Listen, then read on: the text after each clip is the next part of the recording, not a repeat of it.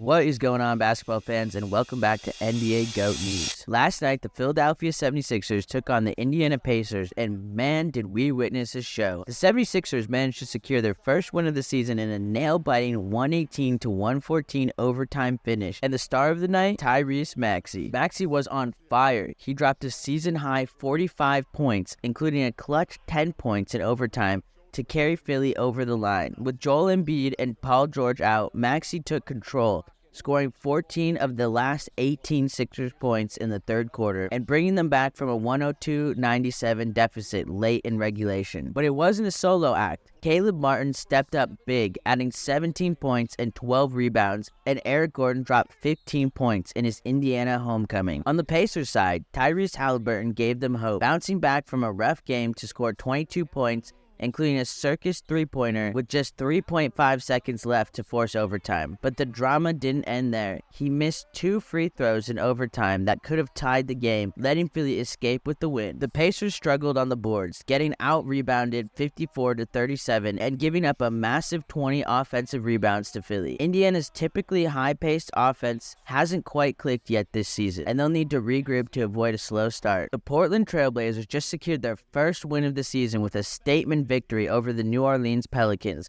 winning 125-103. Leading the way for Portland was Grant, who dropped 28 points, guiding his team to a huge bounce-back win after Friday's close loss to the same Pelicans team. Simmons wasn't far behind. He added 27 points and dished out 6 assists, showing off his playmaking skills as Portland pulled away. And let's not forget the big man, DeAndre Ayton, who posted a solid double-double with 17 points and 12 rebounds. For the Pelicans, CJ McCollum kept his team in it with 27 points, facing his former squad for the second time in 3 days. Portland's dominance on the glass was key in this win, out-rebounding New Orleans 51-39 with a 22-15 edge on offensive boards. The Blazers just wore the Pelicans down in the paint. The game's big momentum shift, rookie Donovan Clingan stepping up on defense, blocking Zion Williamson twice in the first half, forcing Williamson to struggle early and shoot only 2 for 9. And New Orleans just couldn't get it going from deep. They were ice cold, shooting only 1 for 13 from the 3 in the first half, while Portland stayed hot at 36%. Now let's talk about the Bucks vs Nets game. The Nets ended up winning against the Bucks 115-102. Cam Thomas, the young star, continues to shine, dropping a huge 32 points, including 11 in the fourth quarter alone. That fourth quarter push gave the Nets the lift they needed, and Dennis Schroeder brought the fire too, adding 29 points. When Thomas and Schroeder are both hot, this Nets team has some serious bite. The Bucks, meanwhile, struggled to find consistent scoring. Antetokounmpo did his part with 22 points and 12 rebounds, and Damian Lillard added 21 points. But without Chris Middleton still recovering from ankle surgery, the Bucks' perimeter defense looked shaky. With the score tight at 89-85 early in the fourth, Thomas and Schroeder stepped up.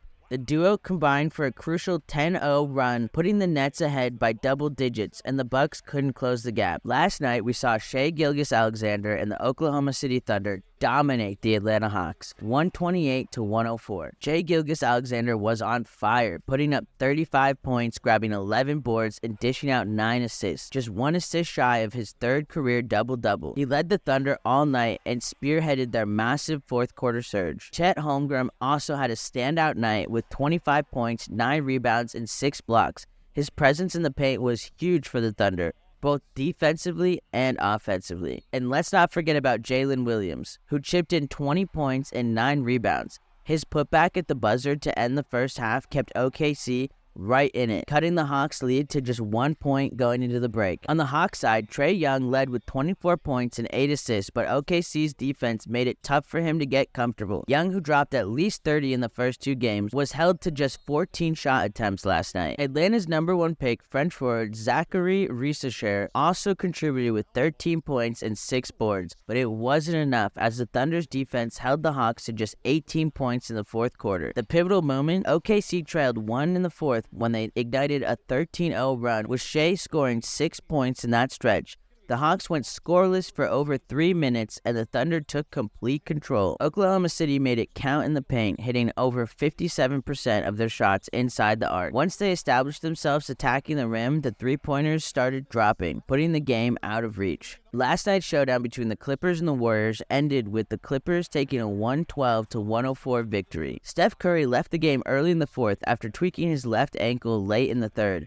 He tried coming back but had to sit with just under 8 minutes left, finishing with 18 points and 6 assists. A tough break for the Warriors, especially with the Clippers on a mission. Now let's talk about Zubac. He was absolutely dominant, racking up 23 points and 18 rebounds. His presence in the paint was huge, helping the Clippers spoil the Warriors' night. Andrew Wiggins tried to keep Golden State in it with a big three late in the fourth, cutting it down to just a 1-point game. He led the Warriors with 29 points, but it just wasn't enough. James Harden, filling the gap with Kawhi Leonard sideline, dropped 23 points and dished out 11 assists. Plus, he was money from the line. Hitting all 9 of his free throws, Harden made sure the Clippers held their ground and took advantage of Curry's absence. The Clippers' defense was active, forcing 21 Warriors turnovers that led to 21 points, but they also committed 18 of their own, showing some room for improvement, and the Warriors bench struggled, especially Buddy Hield, who shot just 3 for 14. If you want more NBA news, highlights, and other things, make sure to like, comment, and subscribe, and I'll catch you guys in the next video.